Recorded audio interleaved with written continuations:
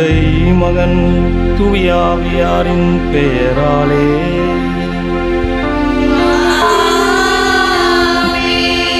நம் ஆண்டவராகிய இயேசுவின் அருளும் கடவுளின் அன்பும் தூயாவியாரின் நட்புறவும் உங்கள் அனைவரோடும் இருப்பதாக.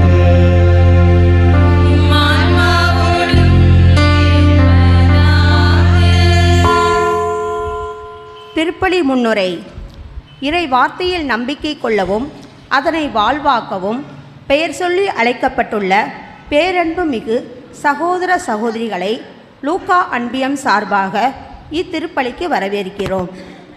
70 ஆண்டுகளாக அடிமைகளாக வாழ்ந்த யூத நாட்டினர் எருசலேம் திருக்கோவில் அழிந்து கிடக்கும் காட்சியை கண்டு இக்கோயிலை சாலமோன் மன்னர் கட்டி எழுப்பிய கோயில் அளவுக்கு கட்ட முடியுமாம் என மனசோர்வு அடைந்தனர். ஆண்டவராகிய கடவுள் இறைவாக்கினர் ஆகாய் வழியாக மக்களிடம் மன உறுதியோடு இருங்கள், ஊக்கம் கொள்ளுங்கள், பணியை தொடருங்கள் என்ற செய்தியை இன்று முதல் வாசகம் நமக்கு கொடுக்கிறது.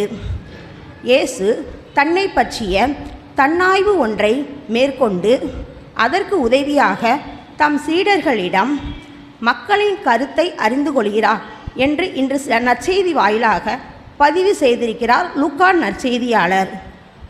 ஆகையால் கடவுள் அளிக்கும் ஊக்கத்தை பெற்று கொண்டவர்களாய் மன உறுதியுடன் வாழ்ந்து இறை அருளை நிறைவாக பெற இக்கல்வாரி வழியில் இணைந்து ஜெபிப்போம். அன்பிற்குரியவர்களே, இந்த 7வது நவநாளை சிறப்பாக தலைமையேற்று நமக்கு வழிநடத்தியிருக்கக்கூடியவர் அருள் பணியாளர் பிரான்சிஸ் சேவியர் அவர்கள். திருநெல்வேலி சமூக சேவை சங்கத்தின் இயக்குநராக இருக்கிறார்கள். தந்தை நமக்கு அறிமுகமானவராக இருக்கிறார். அதுமல்ல, எளிதாக பழகக்கூடியவர். நமது எளிய அழைப்பினை ஏற்று நமக்கு இன்று திருப்பலி நிறைவேற்றி மீட்பருக்கு காவல் தூதர் என்ற மைய சிந்தனையிலே மறையுரையாற்ற இருக்கிறார். எனவே தந்தை அவர்களை பங்கு தந்தையின் சார்பாகவும் இங்கு குழுமியிருக்கக்கூடிய உங்கள் அனைவர் சார்பாகவும் அன்போடு வாழ்த்தி வரவேற்கிறேன். அன்பிற்குரியவர்களே, இந்த திருப்பலியானது அருள் ஞான ஸ்டீவன் ரோஸ்லின் குடும்ப நன்றியாக ஒப்புக் கொடுக்கிறார்கள்.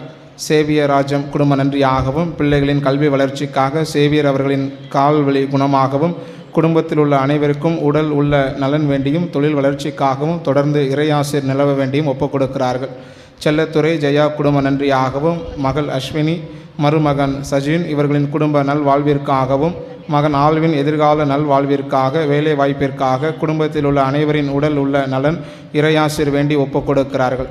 எடிசன், எபனேசர், விஜயா குடும்ப நன்றியாகவும், மகள்கள், மருமகன்கள், பேரன்கள் இவர்களுக்கு இறையாசிர் வேண்டி பேர பிள்ளைகள் ஞானத்திலும் தெய்வ பயத்தில் வளரவும், அனுஷாவின் எதிர்கால நல்வாழ்விற்காகவும், மேலும் அனுஷா பிரியாவுக்கு வேலை கிடைக்கவும், குடும்பத்தில் உள்ள அனைவரின் உடல் உள்ள நலனுக்காகவும், எடிசன் எபினேசரின் ஆன்ம இலைப்பாட்சிக்காகவும் இத்திருப்பலியிலே ஒப்புக் கொடுத்து வேண்டுகிறார்கள். ஆரோக்கிய ஜேம்ஸ் தமிழரசி குடும்ப நன்றியாகவும், மகன் அந்தோணிராஜ், மருமகள் அருணா குடும்ப நன்றி வேண்டியும், குடும்ப நலன் வேண்டியும், மகள்கள், மருமகன்கள், பேர பிள்ளைகளின் கல்வி ஞான வளர்ச்சிக்காக இத்திருப்பலியிலே ஒப்புக் கொடுக்கிறார்கள். ஜோசப் மரியா குடும்ப நன்றியாகவும், சந்தியா அன்டோனி பெற்றோருக்கு கீழ்ப்படிதல் உள்ள பிள்ளையாக தெய்வ பயத்திலும் ஞானத்திலும் வளரவும் தொழில் முன்னேற்றத்திற்காகவும் ஒப்புக் கொடுக்கிறார்கள். நாமும் இந்த குடும்பத்தினருடைய கருத்துக்களுக்காக இறைவனுடைய இரக்கத்தையும் அருளையும் ஆசிரியையும் இத்திருப்பலியிலே மன்றாடுவோம். தூய மறை நிகழ்வுகளை கொண்டாட நாம் தகுதி பெறும் பொருட்டு நம்முடைய குற்றங்கள் குறைகள் பாவத்திற்காக மனம் வருந்தி இறைவனின் மன்னிப்பை வேண்டுவோம். இந்த பலியில் பங்கெடுப்பதற்கு தடையாக இருக்கிற நம்முடைய குற்றங்களை நினைத்து பார்ப்போம். அதற்காக மனமருந்தி ஆண்டவரிடம் மன்னிப்பு வேண்டுவோம்.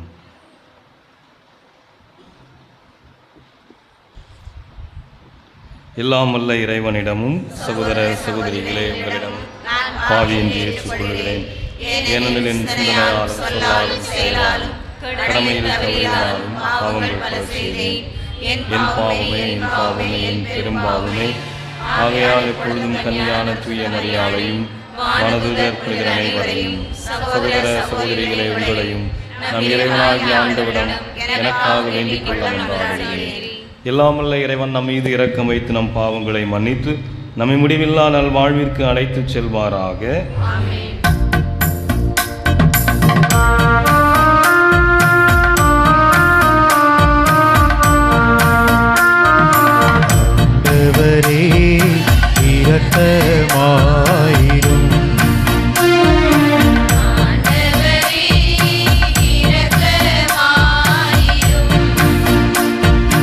கிறிஸ்துவே இரக்கமாயிரும்.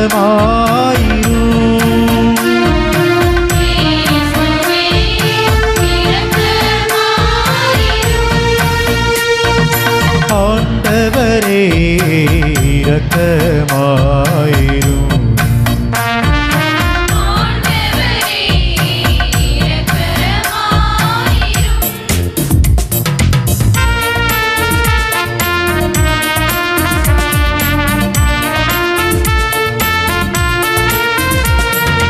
உன்னதங்களிலே கடவுளுக்கு மாட்சி உண்டாகுக.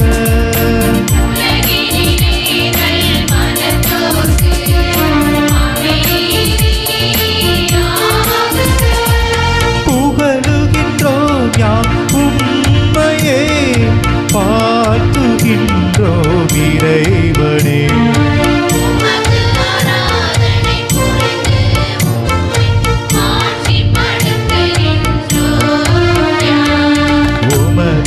மேலான மாட்சியின் பொருட்டு உமக்கு நன்றி கூறுகின்றோம்.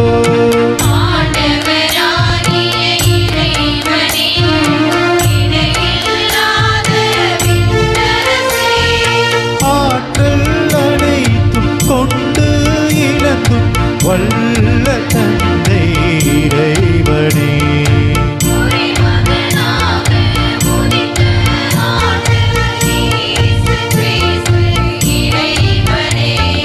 ஆண்டவராகிய இறைவனே, இறைவனின் செம்மறியே,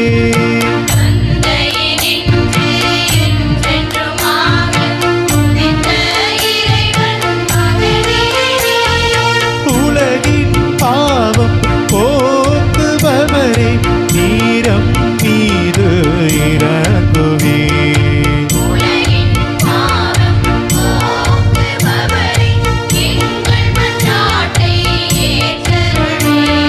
தந்தையின் வலப்பக்கம் வீற்றிருப்பவரே, நீரம் மீது இறங்குவே.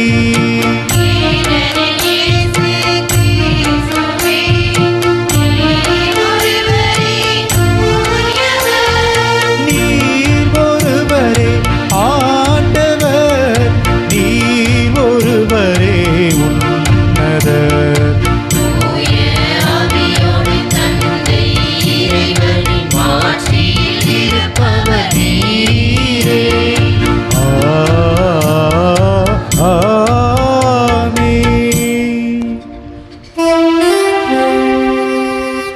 மன்றாடுவோமாக.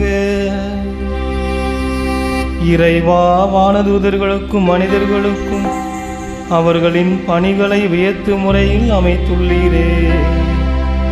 இவ்வாறு அவர்கள் விண்ணகத்தில் உமக்கு என்றும் பணிபுரிவது போல மண்ணகத்தில் எங்கள் வாழ்வை பாதுகாக்க கனிவோடு அருள்வீராக.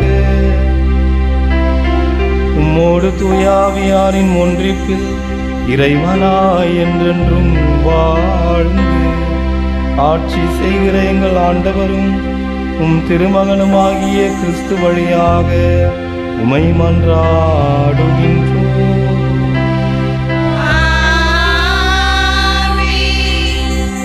முதல் வாசக முன்னுரை.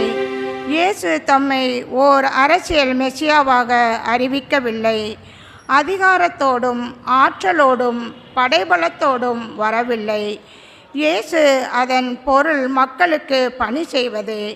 ஆக இயேசு மெசியாவாக இருக்கிறார் என்றால் அவர்தான் யார் என்பதை பற்றி ஒரு சுய ஆய்வு மற்றும் பொது ஆய்வு நடத்தி அறிந்து கொண்டார் என்பதை பதிவு செய்யும் இவ்வாசகத்திற்கு பக்தியுடன் செவிமடுப்போம்.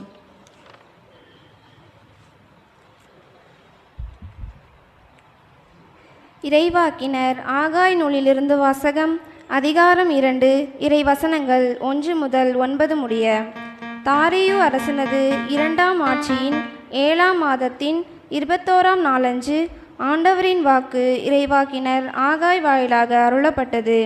யூதாவின் ஆளுநரும் செயல்தியேலின் மகனுமாகிய செருபாபேலிடமும் தலைமை குருவும் யோசகத்தானின் மகனுமாகிய யோசுவாவிடமும் மக்களுள் எஞ்சியிருப்பவர் அனைவரிடமும் இப்பொழுது நீ போய் இவ்வாறு சொல், இந்த கோவிலின் முன்னைய மாட்சியை கண்டவர் எவராகிலும் உங்களிடையே இன்னும் இருக்கின்றார்களா?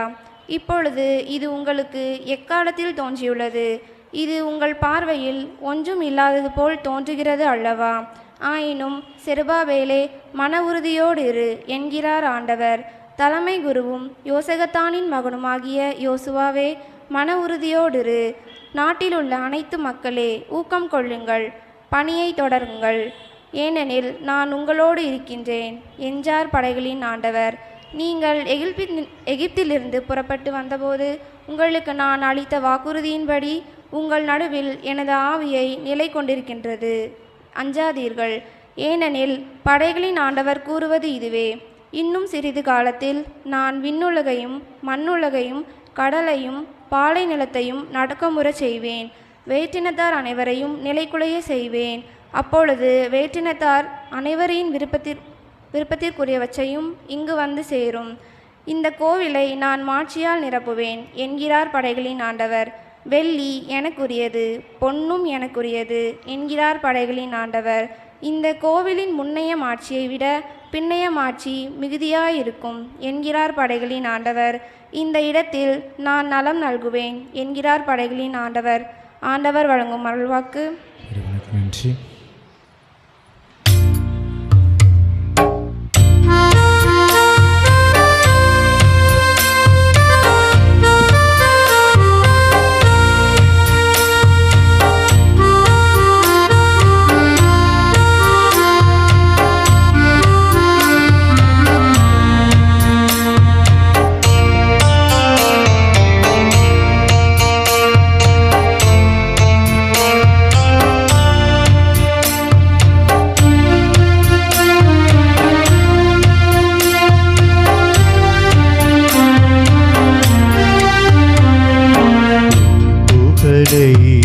பாடுவது என் வாழ்வின் இன்பமையா,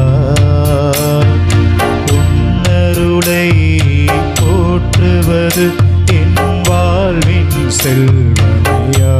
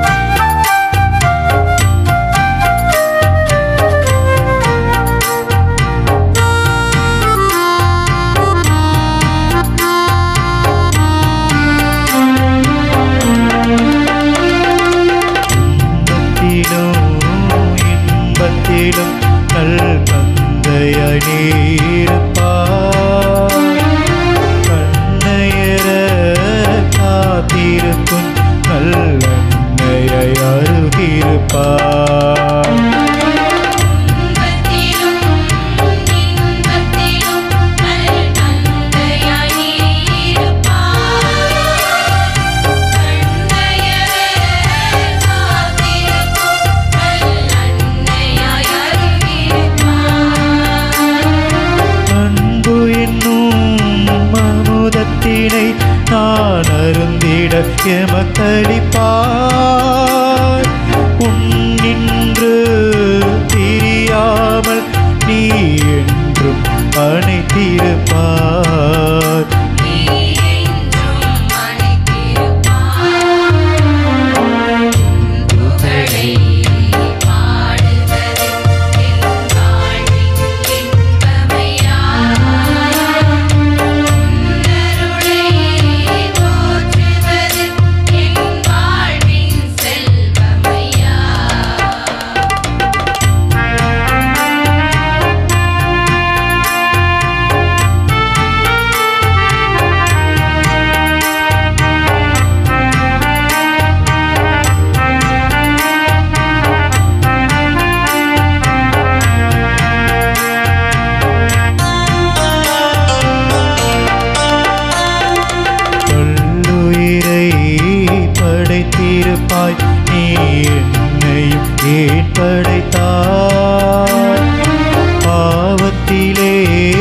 வாழ்ந்திருந்தும் நீ என்னையும் ஏன் அழைத்தாய்?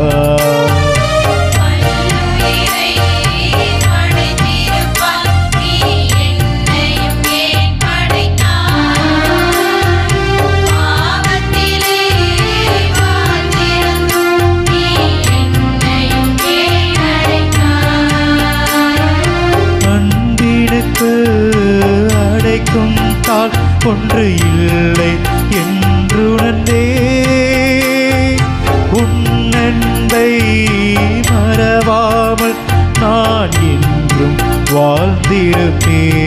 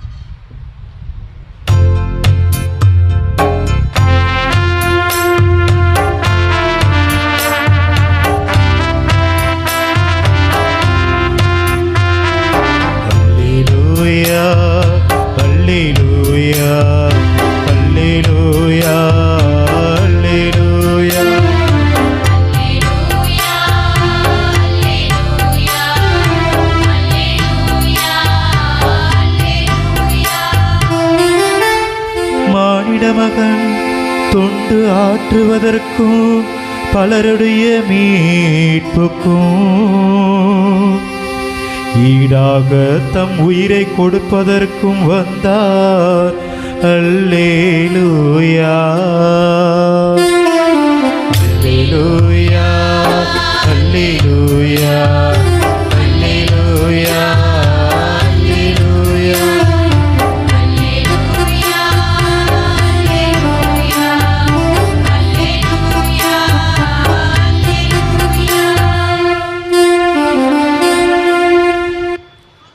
ஆண்டவர் உங்களோடு இருப்பாராக.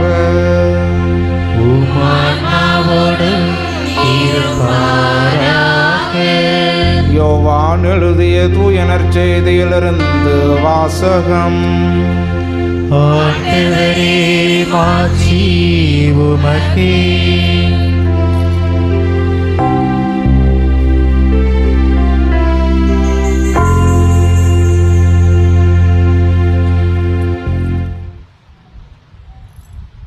யோவான் எழுதிய தூய நற்செய்தி அதிகாரம் 8 இறை வார்த்தைகள் 41 தொடங்கி 47 முடிய. அக்காலத்தில் இயேசு, நீங்கள் உங்கள் தந்தையைப் போல செயல்படுகிறீர்கள் என்றார். அவர்கள், நாங்கள் பரத்தமையால் பிறந்தவர்கள் அல்ல, எங்களுக்கு ஒரே தந்தை உண்டு, கடவுளே அவர் என்றார்கள். இயேசு அவர்களிடம் கூறியது, கடவுள் உங்கள் தந்தையெனில் நீங்கள் என் மீது அன்பு கொள்வீர்கள். நான் கடவுளிடமிருந்தே இங்கு வந்துள்ளேன், நானாக வரவில்லை, அவரே என்னை அனுப்பினார். நான் சொல்வதற்கு செவிசாய்க்க உங்களால் இயலவில்லை, எனவேதான் நான் சொல்வதை நீங்கள் கண்டுணர்வதில்லை. சாத்தானே உங்களுக்கு தந்தை, உங்கள் தந்தையின் ஆசைப்படி நடப்பதே உங்கள் விருப்பம். தொடக்கம் முதல் அவன் ஒரு கொலையாளி, அவனிடம் உண்மை இல்லாததால் அவன் உண்மையை சார்ந்து நிற்கவில்லை. அவன் பொய் பேசும் போதும் அது அவனுக்கு இயல்பாக இருக்கிறது, ஏனெனில் அவன் பொய்யன், பொய்மையின் பிறப்பிடம். நான் உண்மையை கூறுவதால் நீங்கள் என்னை நம்புவதில்லை. என்னிடம் பாவம் உண்டு என்று உங்களுள் யாராவது என்மேல் குற்றம் சுமத்த முடியுமா? நான் உங்களிடம் உண்மையை கூறியும் நீங்கள் ஏன் என்னை நம்புவதில்லை? கடவுளை சார்ந்தவர் கடவுளின் சொல்லுக்கு செவி சாய்க்கிறார். நீங்கள் கடவுளை சார்ந்தவர்கள் அல்ல, ஆதலால் அவர் சொல்லுக்கு செவி சாய்ப்பதில்லை. ஆண்டவரின் அருள்வாக்கு.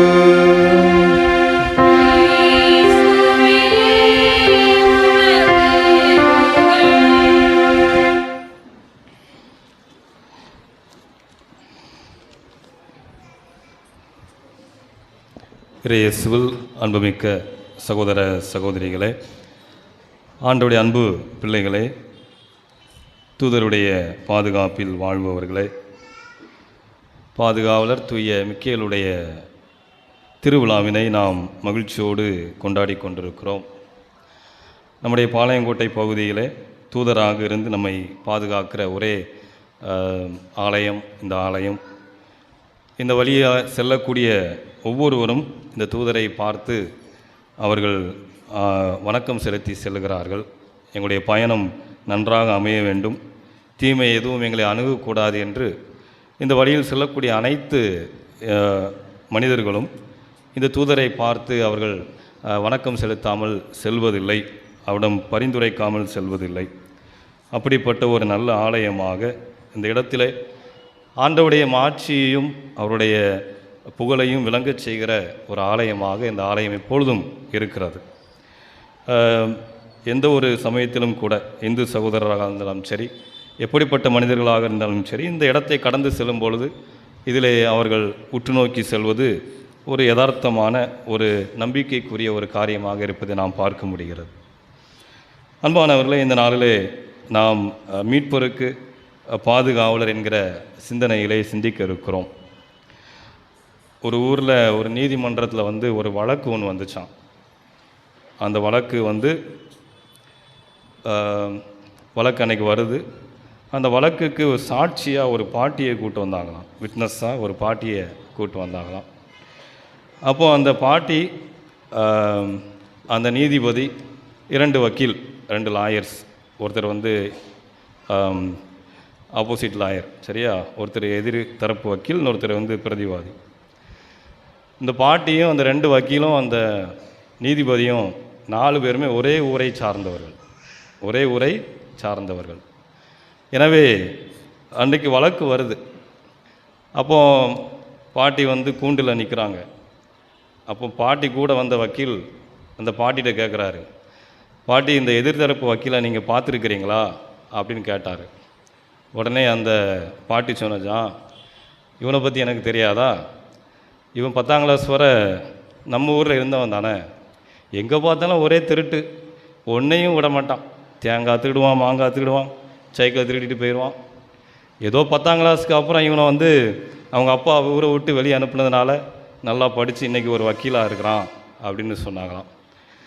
அப்போது அந்த எதிர்த்தரப்பு வக்கீல் அவர் வாய் சும்மா இருக்காதுல்ல, பாட்டி என்னை பற்றி சொன்னீங்க, இந்த உங்களை கூட்டு வந்திருக்கார்ல அவரை பற்றி சொல்லுங்கள், இந்த பையனை எனக்கு தெரியாதா, இவன் ஊரில் ஒரு பொண்ணையும் விட மாட்டான், விட்டுருந்தா 2 பேரை கூட்டு ஓடி இருப்பான் அப்படி சொன்னோன்னே, ஏதோ 10ஆம் கிளாஸுக்கு அப்புறம் உன்னை மாதிரி ஒரு லா காலேஜில் படித்து ஒரு நல்ல வக்கீலாக இப்போ பக்கத்தில் நின்றுட்டுருக்காப்ல.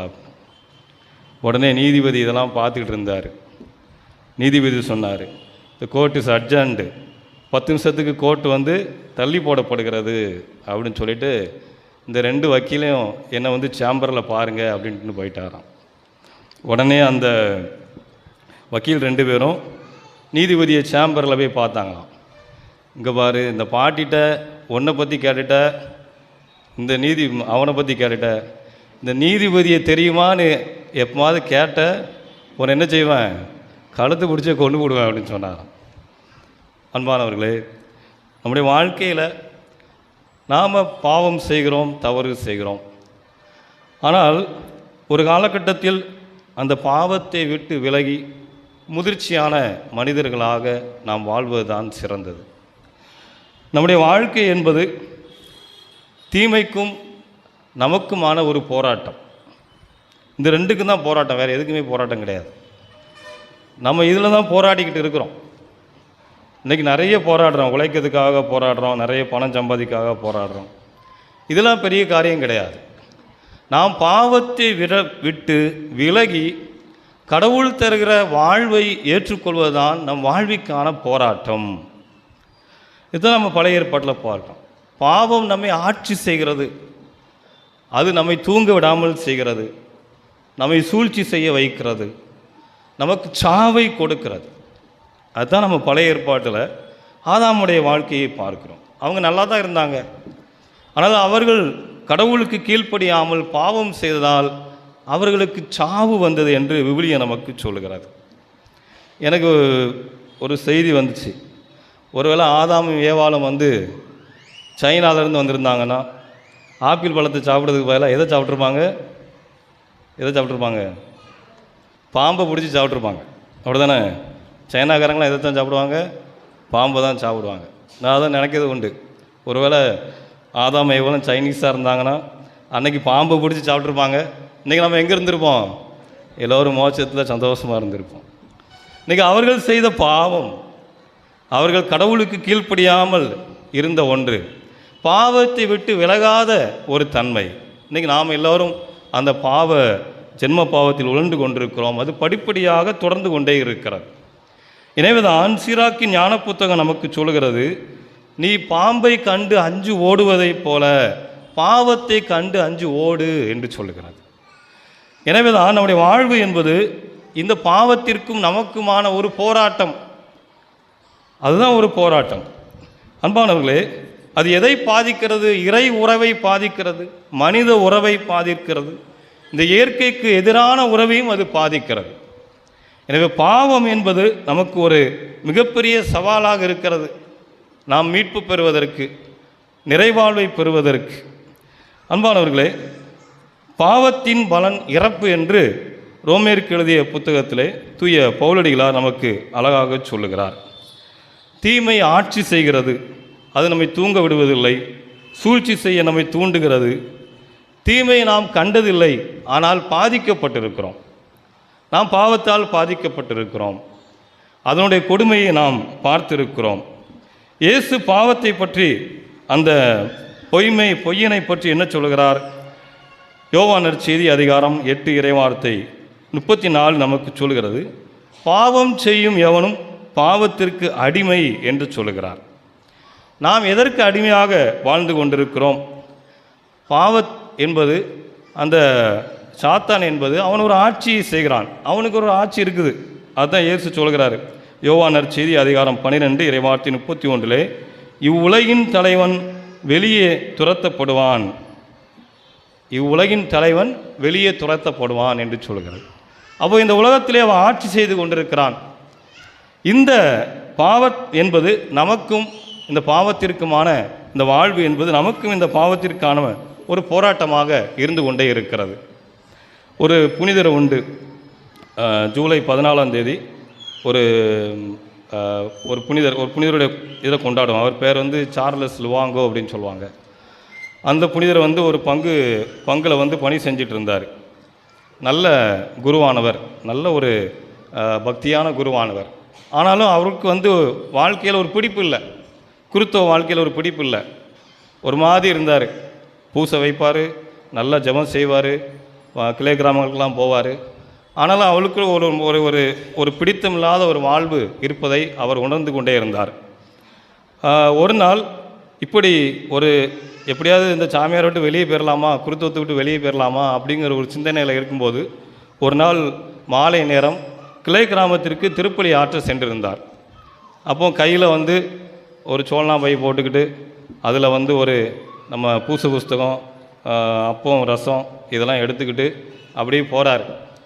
போகிற நேரத்தில் திடீர்னு மழை வந்துருச்சு. என்ன வந்துருச்சு? தூறல் விழ ஆரம்பிச்சிருச்சு. அப்போது அந்த குருவானவருக்கு ஒரே வருத்தமாகி போச்சு. ஆண்டவரே, நான் ஒரு பூசை கூட வைக்கக்கூடாதா அப்படின்ட்டு ரொம்ப ஆண்டவரை பார்த்து கையை உயர்த்தி ஜபிக்கிறார். ஜபிக்க உடனே கூட கொஞ்சம் மழை வருது. மழை வந்தோடனே என்ன ஆகி போச்சு? சோழனா போய் நனைஞ்சு போச்சு. அப்புறம் ரொம்ப கஷ்டப்பட்டு முழங்கால் போட்டு, நான் பூசை வைக்கணுமா வேண்டாமா ஆண்டவரே அப்படின்னு 2 கையும் நல்லா உயர்த்தி அவர் ஆண்டவரை பார்த்து ஜெபிச்சாராம். ஆனால் உடனே என்ன ஆகி போச்சு? இடியும் மேகமும் மேக வெடி மாதிரி அங்கி இங்கி பூசை புஸ்தகம் எல்லாம் நனைஞ்சு போச்சு. பூசை வைக்க போனவர் மிக வருத்தத்தோடு அவர் என்ன செய்தார்? திரும்பி பங்களாவுக்கு வந்தாராம். அப்போ ரொம்ப சோகத்தில் இருந்தார். நமக்கும் கடவுளுக்கும் ஒத்து வராது, போயிடணும் அப்படின்ட்டுன்னு அவர் இருக்கிறார். அப்போ ஒரு 3 பேர் அங்கே வந்தாங்களாம். சாமி கதவை தட்டுங்க. கதவை தட்டிட்டு சாமி நீங்கள் யாருப்பா, பார்க்கவே வித்தியாசமாக இருக்கீங்க, எதுக்கு, எந்த ஊர் உங்களுக்கு? சாமி, நீங்கள் என்னை மன்னிச்சிட்டேன்னு சொல்லுங்கள் அப்படின்னு சொன்னாங்க. என்ன மன்னிச்சிட்டேன்னு நீங்கள் சொல்லுங்கள் அப்படின்னு சொன்னான். நான் உங்களை எதுக்குப்பா மன்னிக்கணும்? நீங்கள் என்ன தப்பு செஞ்சீங்க? நான் உங்களை எதுக்கு உங்களுக்கு தெரியவும் தெரியாது. இல்லை சாமி, நீங்கள் மன்னிக்குன்னு சொல்லுங்கள், அப்போ தான் நாங்கள் என்ன செய்வோம், நான் உங்களுக்கு எதுக்கு வந்தோன்னு சொல்லுவோன்னு சொன்னேன். சரிப்பா, உங்களை நான் மன்னிச்சிட்டேன் அப்படின்னு அவர் சொன்னாராம். அப்போ எதுக்கு நீங்கள் என்கிட்ட மன்னிப்பு கேட்கீங்க அப்படின்னு சொன்னோன்னே, சாமி நேற்று நீங்கள் பூசைக்கு போகும்போது உங்களை நாங்கள் என்ன செய்ய வந்தோம், கொலை பண்ணுறதுக்காக வந்தோம். எதுக்கு வந்தோம்? கொலை பண்ணுறதுக்காக. நாட்டு வெடிகுண்டுகளை போட்டு உங்களை கொலை பண்ணுறதுக்காக உங்கள் பின்னாலேயே நாங்கள் வந்தோம். அப்போ எதுக்குப்பா என்ன கொலை பண்ண வந்தீங்க? சாமி, நீங்கள் இந்த ஊருக்கு வந்ததுலேருந்து ஒவ்வொரு நாளும் திருப்பலி வைக்கும் பொழுதும் நற்கருணை ஆராதனை செலுத்தும் பொழுதும் இந்த ஊரில் நிறைய பேர் பேய் ஓட்டிகிட்டு இருந்தாங்க. உங்கள் நற்கருணை ஆராதனை பார்த்து அந்த பேயெல்லாம் அந்த ஊரை விட்டு ஓடி போச்சு. அவங்க தொழிலெலாம் நாசமாக போச்சு. அவங்க தான் என்ன செஞ்சாங்க, உங்களை குண்டை போட்டு அந்த சாமியாரை கொன்றுங்கடா, கொன்னாதான் நம்முடைய தொழில் நடக்கும் அப்படின்னு என்ன செஞ்சாங்க, எங்களை அனுப்பி வச்சாங்க. நாங்களும் உங்கள் பின்னாலேயே வந்தோம். நாங்கள் ஒரு மரத்துக்கு பின்னால் நின்று உங்கள் மேலே வெடிகுண்டை வீசுறதுக்காக நிற்கும் பொழுது நீங்கள் முழங்கால் போட்டு ஜெபம் பண்ணீங்க. அப்போ என்ன வந்துச்சு, மழை வந்துட்டு. அப்போ எங்களுக்கு ரொம்ப வருத்தமாக இருக்குது. என்னடா அந்த சாமியார் முழங்கால் போட்டு மழை வருது, திடீர்னு கையை உயர்த்தி ஜெபம் பண்ணீங்க, மழை அடித்து இடியும் கிடியுமா வந்து எங்கள் குண்டு ஃபுல்லாக நனைஞ்சு போச்சு. இதுக்கு மேலே நாங்கள் என்ன ஆகி போச்சு, ஐயோ இந்த சாமியாரவே நம்ம கொலை பண்ணவா, மிகப்பெரிய வல்லமை உடையவராக இருக்கிறாரு, இவரை கொலை பண்ணால் நம்முடைய வாழ்க்கை என்ன செய்யாது, நல்லா இருக்காது அப்படின்ட்டு நினச்சாங்களாம். அவர் போய் மன்னிப்பு கேட்டாங்க. அன்பானவே, நம்முடைய வாழ்க்கையில் நிறைய விரக்தியான காரியங்கள் உண்டு, நிறைய பிரச்சனைகள் உண்டு, நிறைய சவால்கள் உண்டு, பாவங்களால் நாம் வீழ்ந்து போகக்கூடிய காரியங்கள் உண்டு. இவற்றையெல்லாம் ஏற்படுத்துவன் சாத்தான். அவனுக்கு அதுதான் வேலை. சக்கரியா புத்தகம் 3 இறைவார்த்தை 1 முதல் 4 என்ன சொல்கிறது? சாத்தான் எப்படிப்பட்டவன்? குற்றம் சாட்டுபவன். அவன் எல்லா வேலையும் செய்வான். பொய்யன். யோவான் நற்செய்தி அதிகாரம் 8 இறைவார்த்தை 44 சொல்கிறது, அவன் கொலையாளி, அவன் பொய்யன், குற்றம் சாட்டுபவன். அவன் எப்படி இருப்பான்? அவன் உங்களை மாயமாக கவர்ந்து இழுப்பான், ஏமாற்றுவான். அப்போ நமக்கு இவற்றையெல்லாம் புரிந்து கொள்ளக்கூடிய தன்மை வேண்டும். எது பாவம், எது நல்லது என்பதை புரிந்து கொள்ளக்கூடிய தன்மையை ஆண்டவர் நமக்கு கொடுத்திருக்கிறார். அதுதான் கடவுள் நமக்கு கொடுத்திருக்கிற ஞானம். இந்த ஞானத்தை நாம் பயன்படுத்த வேண்டும். ஞானம்னா என்னது? நம்ம அறிவை சரியாக பயன்படுத்துவதுதான் ஞானம். அதுதான் நம்ம என்ன செய்ய நினைக்கிறோம். இந்த ஒருத்தன் வீட்டிலேருந்து ஓடி போய் வரல, ஊதாரி மைந்தன். அவர் எல்லா பாவமும் செஞ்சுட்டு கடைசியாக ஒரே ஒரு வார்த்தை சொல்லுவார், அவர் அறிவு தெளிந்தவராய் திரும்பி வந்தார். அறிவு தெளிவு என்பதுதான் ஞானம்.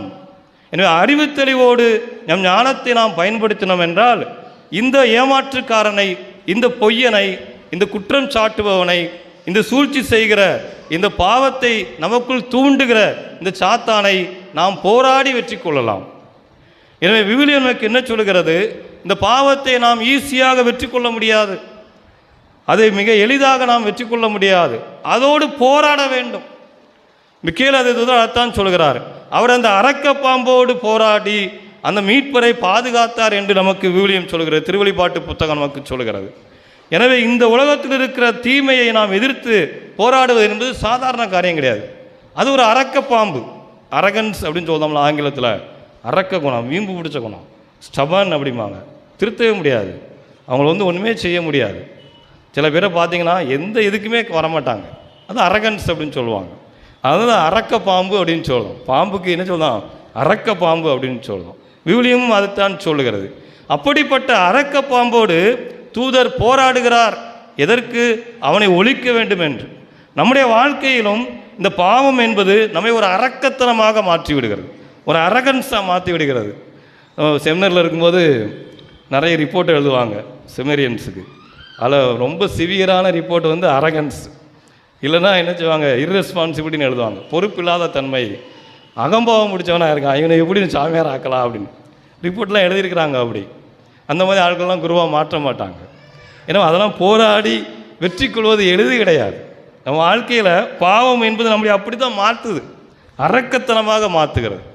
அதுக்காக மிக்கேல் தூதர் நம்மகிட்ட நம்ம பாவத்தை என்ன செய்ய மாட்டார், உடனே போக்க மாட்டார். அவர் நம்மோடு இணைந்து போராடுவார். நம்ம வரக்கூடிய தீமைகளை எதிர்த்து போராடுவதற்கான வல்லமையை அவர் கொடுப்பார். நாம் அந்த தீமையோடு எதிர்த்து போராடுவதற்கான ஆற்றலை அவர் கொடுப்பார். அவர் நம்மகிட்ட பேயை ஓட்ட மாட்டார், உன் கூட சேர்ந்து போராடுவார். நீ அந்த பாவத்தை எதிர்கொள்வதற்கு, நீ அந்த தீமையை எதிர்கொள்வதற்கான ஆற்றலை இந்த தூதர் நமக்கு கொடுப்பார். எனவே தான் நாம் பார்க்கிறோம் விவிலியத்தில் அவர் அந்த அரக்கப்பாம்பை எதிர்த்து போராடி அந்த மீட்பரையும் அவருடைய தாயையும் பாதுகாத்தார் என்று சொல்லப்படுகிறது. நம்முடைய வாழ்க்கையிலும் நமக்கு மீட்பு என்பது ரொம்ப முக்கியம். மீட்புனா என்னது? மீட்கப்படுவது, ரெஸ்கியூ பண்ணுறது, ஒரு அடிமைத்தனத்திலிருந்து நம்மை விடுதலை செய்வது. ஆண்டவர் இயேசு அந்த பாவம் என்கிற அடிமைத்தலையிலிருந்து நம்மை மீட்டிருக்கிறார். சிலுவையில் தன்னுடைய உயிரை கொடுத்ததன் வழியாக நாம் பாவம் என்கிற அடிமைத்தலையிலிருந்து மீட்கப்பட்டிருக்கிறோம். அவருடைய காயங்களினால் நம் பாவம் சிலுவையில் அறையப்பட்டு இருக்கிறது. அப்போ நாம் மீட்பு வாழ்விற்கான ஒரு பயணத்தில் இருக்கிறோம். நிறைவாழ்வை நோக்கிய இந்த பயணத்திற்கு இந்த மீட்பு ரொம்ப முக்கியம். அப்போ நம்முடைய வாழ்க்கையில் நாம் அடிமைகளாக இருக்கிறோமா அல்லது மீட்பின் பிள்ளைகளாக இருக்கிறோமா? கடவுள் கொடுத்திருக்கிற இந்த வாழ்க்கையிலே இந்த பாவத்தோடு தொடர்ந்து போராடி இந்த மீட்பின் பயணத்திலே நாம் பயணம் செய்து கொண்டிருக்கிறோமா என்பதை சிந்தித்து பார்ப்பதற்கு இந்த விழா நமக்கு அழைப்பு விடுக்கிறது. அன்பானவர்களே, நம்முடைய வாழ்க்கையில் நாம் எதற்கு அடிமையாக இருக்கிறோம்? நாம் இந்த பாவத்தை எதிர்த்து நம்முடைய வாழ்க்கையில் நாம் போராடி கொண்டிருக்கிறோமா? ஒரு நாள் நான் தூத்துக்குடியில் பனிமயமாதா கோயிலுக்கு போயிட்டு இருந்தேன்.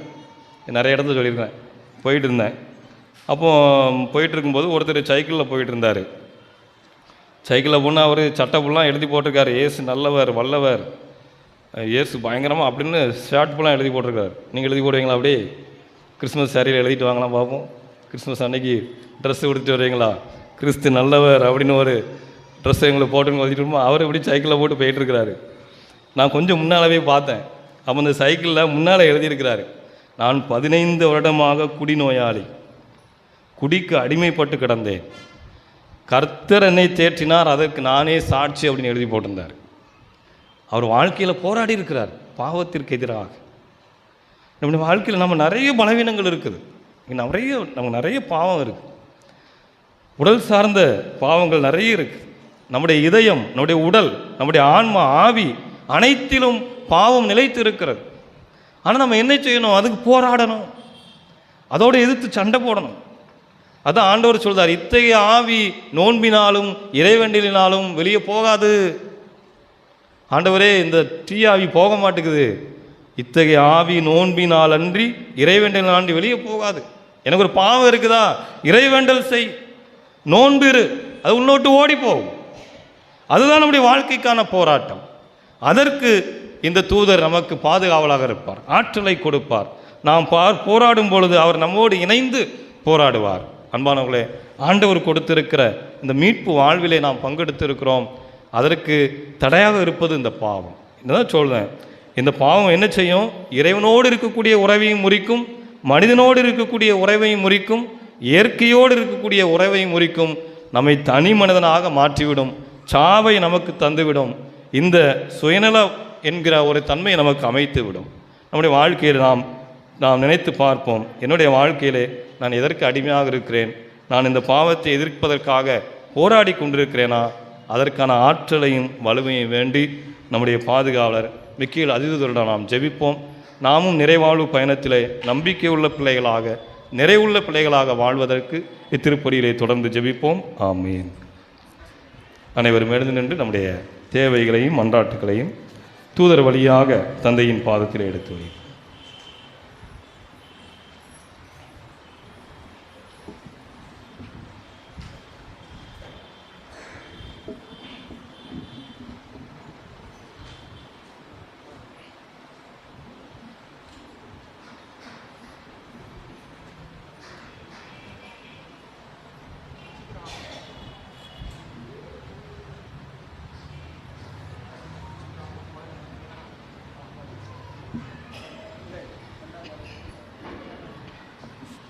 நிறைவாழ்வை பெற்றுக்கொள்ள அதற்காகவே அழைக்கப்பட்டிருக்கிறாய் என பவுலடியார் அறிவுறுத்துகிறார்.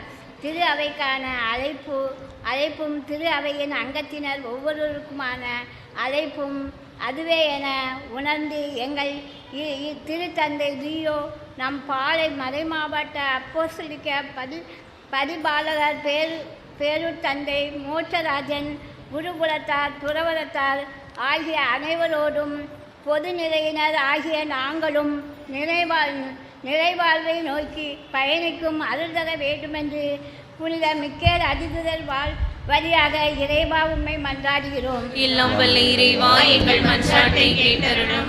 வறியோரை நசுக்கி எளியோரை ஒடுக்கி அநீதி புரிவர்களின் அழிவு நிச்சயம் என்று உணர்த்துகின்ற உண்மையை உணர்ந்து காசா பகுதியில் போர் புரியும் இஸ்ரேலிய இராணுவத்திற்கும் பாலத்தீன போராளிகளுக்கும் இடையே அமைதியும் சமாதானமும் நிலவிட வேண்டுமென்று புனித மிக்கேல் அதிதுதர் வழியாக இறைவா உம்மை மன்றாடுகிறோம். எல்லாம் வல்ல இறைவா, எங்கள் மன்றாட்டை கேட்டருளும். கடவுள் ஒருவரே வேந்தர், அரசருக்கெல்லாம் அரசர் என்கிற கூற்றின் அடிப்படையில் உலகாளும் தலைவர்களுக்காகவும் எம் தேசத்தை ஆள்வோருக்காகவும் மன்றாடுகிறோம்.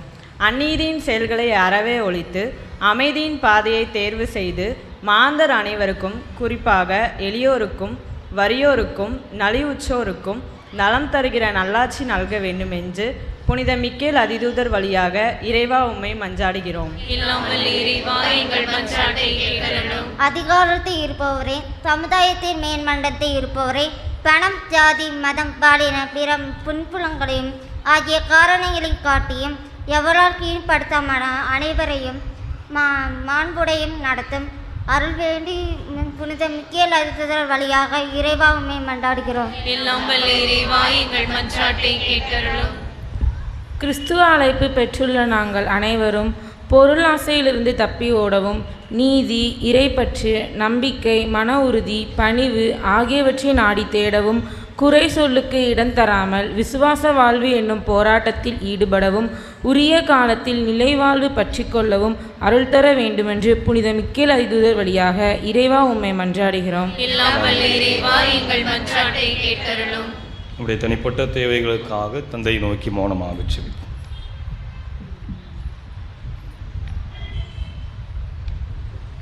இன்று மாலும் எல்லாமுள்ள இறைவாவுமை போற்றுகிறோம், புகழ்கிறோம், நன்றி செலுத்துகிறோம். பாதுகாவலர் வழியாக எங்களை வழிநடத்தி வருவதற்காக அவனுக்கு நன்றி கூறுகிறோம். அன்பு ஆண்டவரே, எங்களுடைய வாழ்க்கையில் நாங்கள் பல பாவங்களுக்கும் பலவீனங்களுக்கும் அடிமைகளாக இருக்கிறோம்.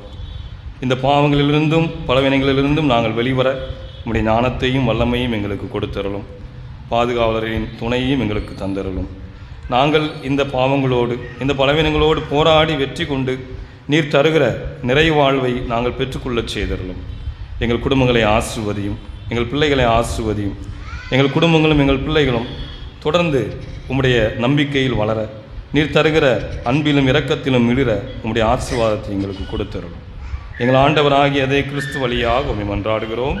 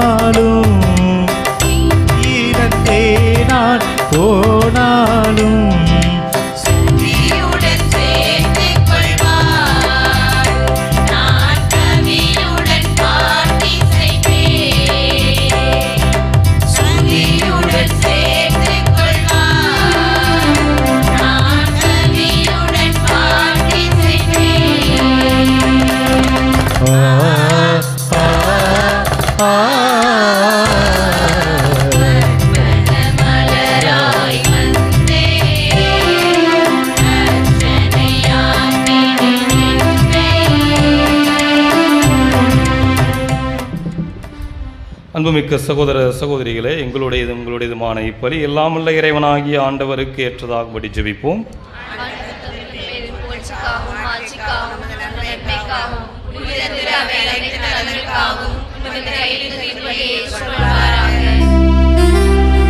ஆண்டவரே, புகழ்ச்சி பலியை உமக்கு ஒப்புக் கொடுத்து உம்மை பணிந்து வேண்டுகின்றோம். வானதூதர்களின் பணியால் மாண்புக்குரிய உமது திருமுன் கொண்டு வரப்பட்ட காணிக்கை உமக்கு ஏற்புடையதாகவும் எங்கள் மீட்புக்கு பயனுள்ளதாகவும் செய்வீராக. எங்கள் ஆண்டவராகிய கிறிஸ்து வழியாக உம்மை மன்றாடுகின்றோம். ஆண்டவர் உங்களோடு இருப்பாராக.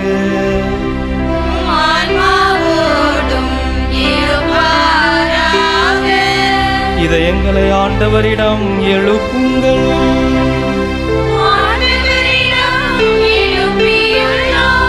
நம் இறைவனாகிய ஆண்டவருக்கு நன்றி கூறுவோம்.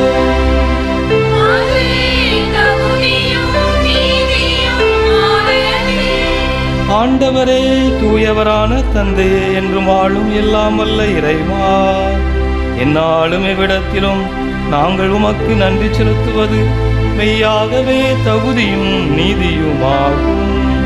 எங்கள் கடமையும் மீட்புக்குரிய செயலுமாகும். உம்முடைய முதன்மை வானதூதர்கள் வழியாக உமது புகழ் குறைவின்றி பறைசாற்றப்படுகிறது. ஏனெனில் உம் படைப்புகளாகிய வானதூதர்கள் பெறுகிற புகழெல்லாம் உமது மாண்பையும் ஆட்சியை மேம்படுத்த உம்மிடமே வந்து சேருகிறது. அவர்கள் பல்வேறு அணிகளால் அலங்கரிக்கப்பட்டு சிறந்து விளங்குவதால் நீர் அளவு கடந்த மாண்புடையவர் எனவும் அனைத்திற்கு மேலானவர் எனவும் ஆண்டவர் கிறிஸ்து வழியாக காட்டுகிறீர்.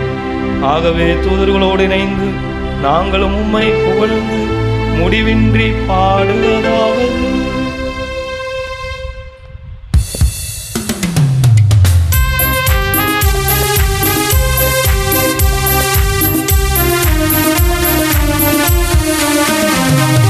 தூயவர் தூயவர் தூயவர், வான்படைகளின் கடவுளமாண்டவர்.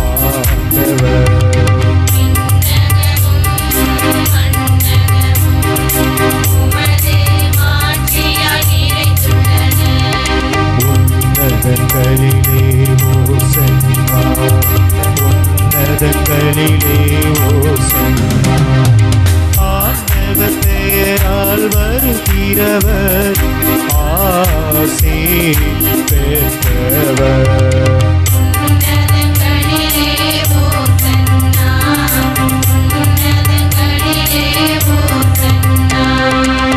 ஓசன்னா ஓசன்னா ஓசன்னா ஓசன்னா.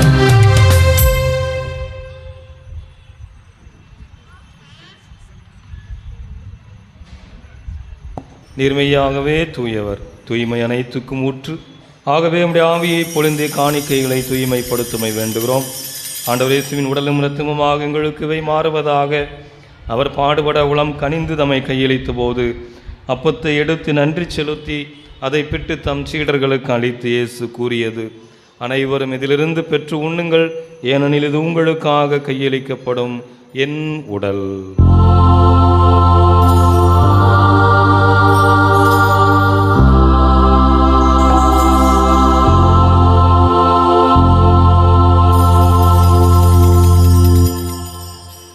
அவனமே இரவு விருந்தை அருந்தியவின் கிண்ணத்தை எடுத்து மீண்டும் உமக்கு நன்றி கூறி தம் சீடர்களுக்கு அளித்து அவர் கூறியதாவது: அனைவரும் இதிலிருந்து பெற்று பருகுங்கள், ஏனெனில் இது புதிய நிலையான உடன்படிக்கைக்குரிய என் இரத்தத்தின் கிண்ணம்.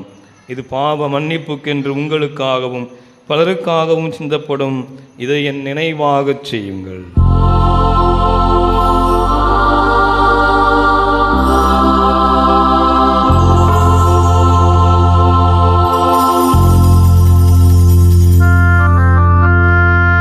நம்பிக்கையின் மறை பொருள்: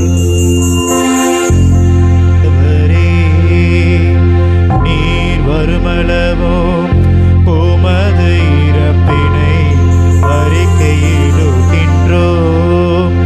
உமது உயிர்ப்பினையோ எடுத்துரைக்கின்றோம்.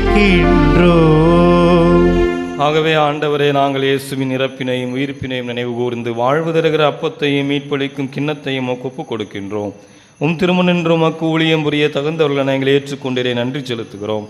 இயேசுவின் உடலிலும் இரத்தத்திலும் பங்கெடுக்கும் எங்களை தூய ஆவியார் ஒன்று சேர்க்க வேண்டுமென உம்மை தாழ்மையுடன் மன்றாடுகின்றோம். ஆண்டவரே, உலகெங்கும் பரவி இருக்கும் உமது திரு அவையை நினைவு கூர்ந்தருளும். எங்கள் திரு தந்தை லியோ, எங்கள் மறைமாவட்ட பரிபாலகர் மோட்சராஜன், எல்லா திருநிலையினர் ஆகிய அனைவரோடும் உமது திரு அவை அன்பில் நிறைவு பெறச் செய்தருளும். மேலும் உயிர்த்தலும் எதிர்நோக்குடன் துயில் கொள்ளும் எங்கள் சகோதர சகோதரிகளையும் இறந்தோர் அனைவரையும் இரக்கத்துடன் நினைவு கூர்ந்து உமது திருமுக ஒளியினுள் ஏற்றருளும். எங்கள் அனைவர் மீதும் இரக்கமாயிரும். கடவுளின் கன்னித்தாயான புனித மரியா, அவருடைய கணவரான புனித யோசேப்பு, புனித திருத்தூதர்கள், எங்கள் பாதுகாவலர், இவ்வுலகில் உமக்கு உகந்தவராய் இருந்தோர் ஆகிய புனிதர் அனைவருடனும் நாங்கள் நிலை வாழ்வில் பங்கு கொள்ளும் தகுதி பெற்று திருமகன் இயேசு கிறிஸ்து வழியாக உம்மை புகழ்ந்தேத்தும் வரமருள உம்மை மன்றாடுகிறோம்.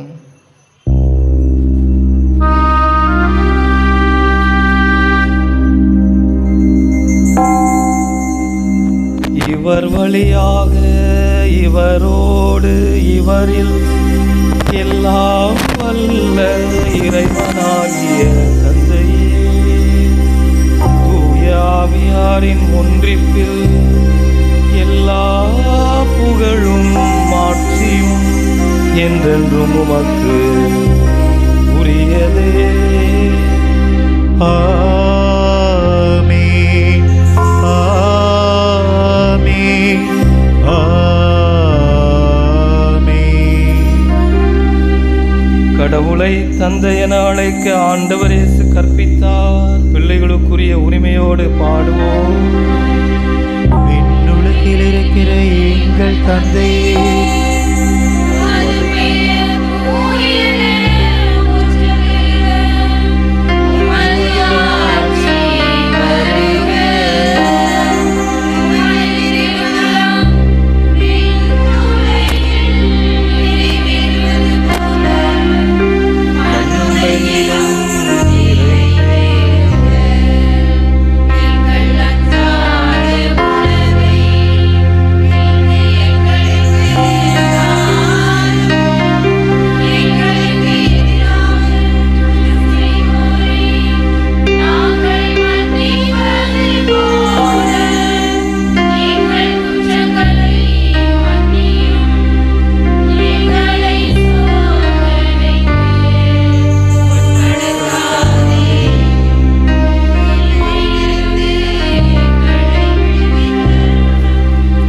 ஆண்டவரே, தீமை அனைத்திலிருந்தும் எங்களை விடுவித்து எங்கள் வாழ்நாளில் அமைதியை கனிவுடன் அருள உம்மை மன்றாடுகின்றோம்.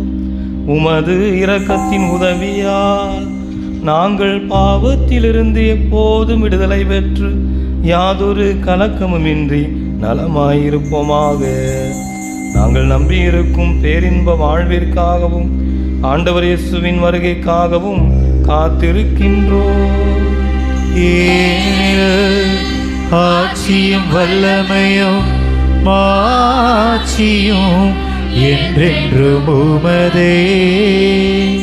ஆண்டவரே இயேசு கிறிஸ்துவே, அமைதியை உங்களுக்கு விட்டு செல்கிறேன், என் அமைதியை உங்களுக்கு தருகிறேன் என்று திருத்துதர்களுக்கு மொழிந்தீரே. எங்கள் பாவங்களை பாராமல் உமது திரு அவையின் நம்பிக்கையை கண்ணோக்கி உமது திருவுளத்துக்கு ஏற்பதற்கு அமைதியும் ஒற்றுமையும் அளித்தருள்வீராக. என்றென்றும் வாழ்ந்து ஆட்சி செய்கின்றவர் நீரே. ஆண்டவருடைய அமைதி உங்களோடு என்றும் இருப்பதாக. ஒருவருக்கொருவர் இயேசு தருகிற அமைதியை பகிர்ந்து கொள்வோம்.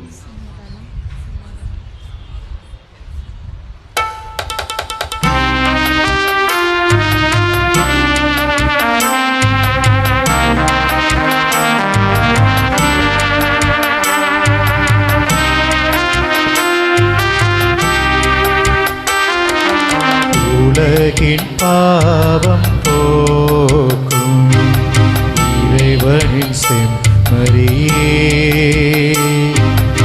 எம்மேல் இரக்கம் வையும். உலகின் பாவம் போக்கும் இறைவனின் செம்மறியே, எம்மேல் இரக்கம் வையும். உலகின் பாவம் போக்கும் இறைவனின் செம்மறியே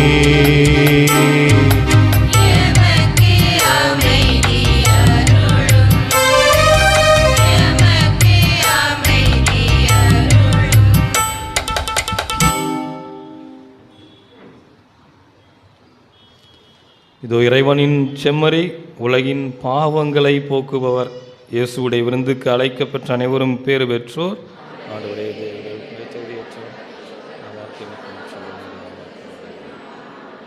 கிறிஸ்துவின் திருவுடல் நம்மை காத்து நமக்கு முடிவில்லா வாழ்வளிப்பதாக.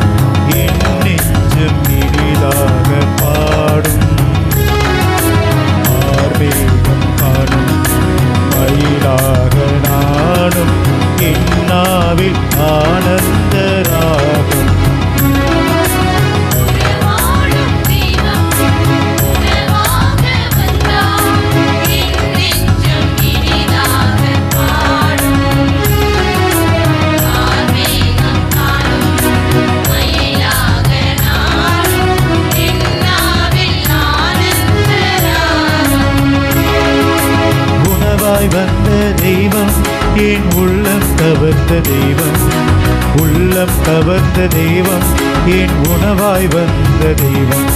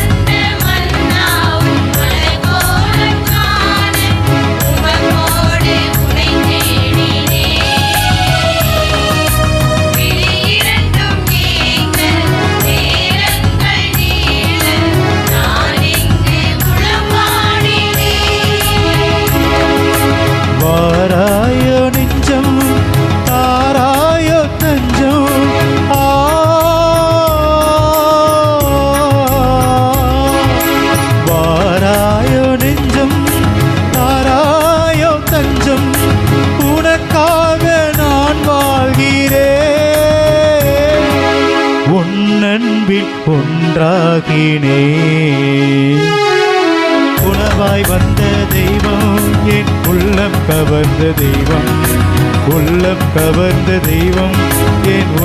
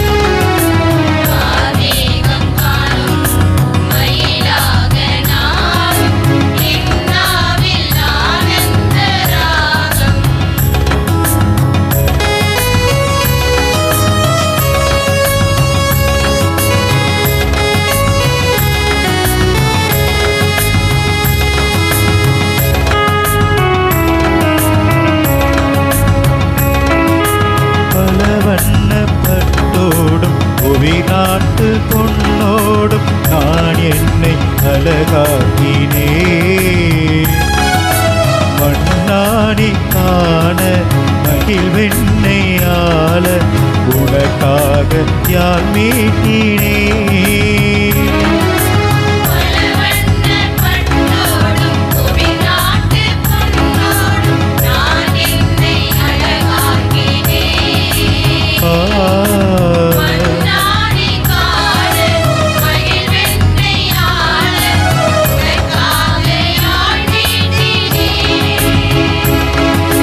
வாராதோ இன்பம் நீங்காதோ துன்பம்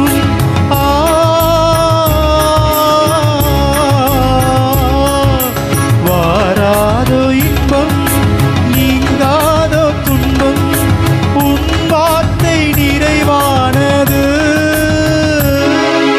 உன்மாட்சி நிலையானது. உணவாய் வந்த தெய்வம் என் உள்ளம் கவர்ந்த தெய்வம். உள்ளம் கவர்ந்த தெய்வம். என் உணவாய் வந்த தெய்வம்.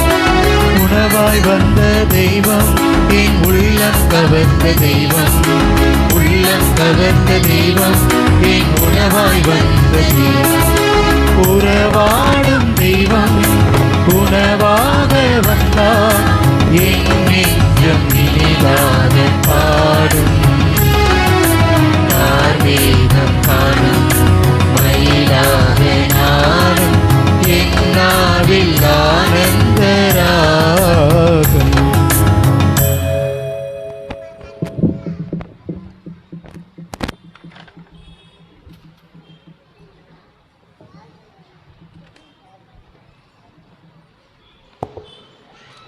அன்பிற்குரியவர்களே, இந்த 7வது நவநாள் திருப்பலியை சிறப்பாக நமக்கு நிறைவேற்றி நல்லதொரு மறையுரையை வழங்கியிருக்கக்கூடிய அருள் பணியாளர் பிரான்சிஸ் சேவியர் அவர்களுக்கு நமது பங்கு தந்தையின் சார்பாகவும் இங்கு குழுமி இருக்கக்கூடிய நம் அனைவரின் சார்பாகவும் நன்றிகளையும் ஜெபங்களையும் அன்போடு உரித்தாக்கிக் கொள்கிறோம்.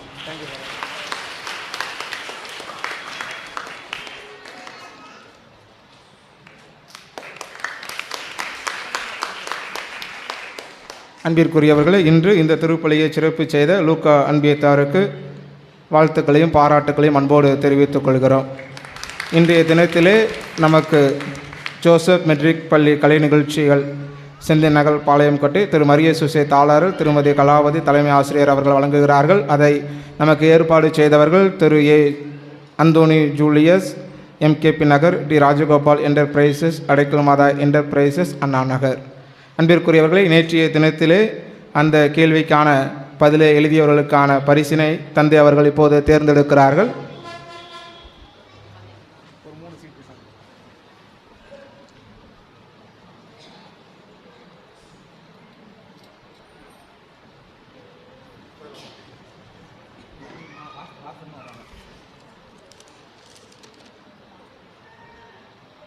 லியோனா அல்ஃபோன்சா அன்பியம், லியோனா அல்ஃபோன்சா அன்பியம். ஜோஷல் ஜெய்டன், ஜோஷல் ஜெய்டன் மார்க் அன்பியம். மரியமீனா பாளைய பேராலயம் குழந்தையேசு அன்பியம்.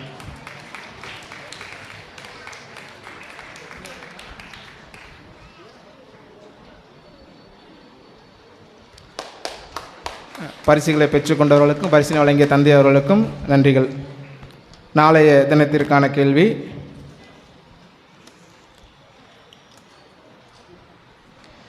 நம்முடைய பாதுகாவலர் என்ன செய்வார்? நம்முடைய பாதுகாவலர் என்ன செய்வார்? முதல் கேள்வி. இரண்டாவது கேள்வி: இந்த ஆலயம் எதை விளங்கச் செய்யும் ஆலயமாக இருக்கிறது? இந்த ஆலயம் எதை விளங்கச் செய்கிற ஆலயமாக இருக்கிறது? இரண்டாவது கேள்வி. மூன்றாவது கேள்வி: நமது வாழ்வு என்பது எதற்கான போராட்டம்? நமது வாழ்வு என்பது எதற்கான போராட்டம்? சரிதானா? திரும்ப சொல்லணுமா? முதல் கேள்வி: நம்முடைய பாதுகாவலர் என்ன செய்வார்? இரண்டாவது கேள்வி: இந்த ஆலயம் எதை விளங்கச் செய்யும் ஆலயமாக இருக்கிறது? மூன்றாவது கேள்வி: நமது வாழ்வு என்பது எதற்கான போராட்டம்? அனைவரும் எழுந்து நின்று இறைவனுக்கு நன்றி கூறுவோம்.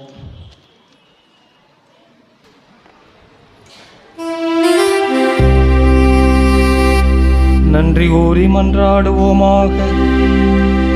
ஆண்டவரே, விண்ணக உணவால் ஊற்றம் பெற்ற நாங்கள் உம்மை பணிந்து வேண்டுகின்றோம். அதனால் இந்த உணவின் ஆற்றலால் வலிமை பெற்ற நாங்கள் உம்மானதோர்களின் உண்மையான பாதுகாப்பால் மீட்பின் பாதையில் துணிவோடு முன்னேறி செல்வோமாக. எங்கள் ஆண்டவராகிய கிறிஸ்து வழியாக உம்மை மன்றாடுகின்றோம்.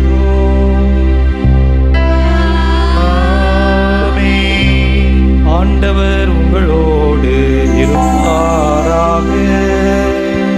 உமான்மாவோடும் இருப்பாராக.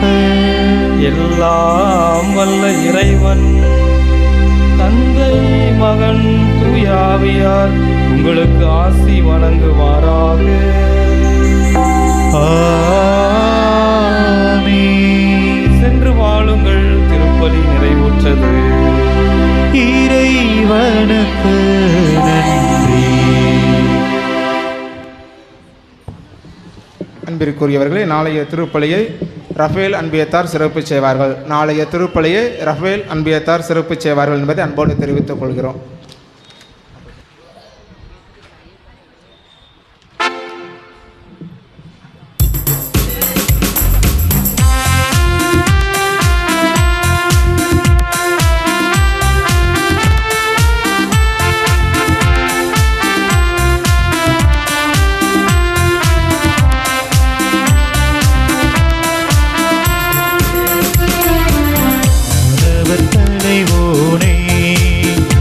எங்கள் வாழ்க்கையின் காவலனே, இந்த தீரத்தரம் பாலை மாநகரினிலே என்றும் சிறப்புறும் மதிதூதரே.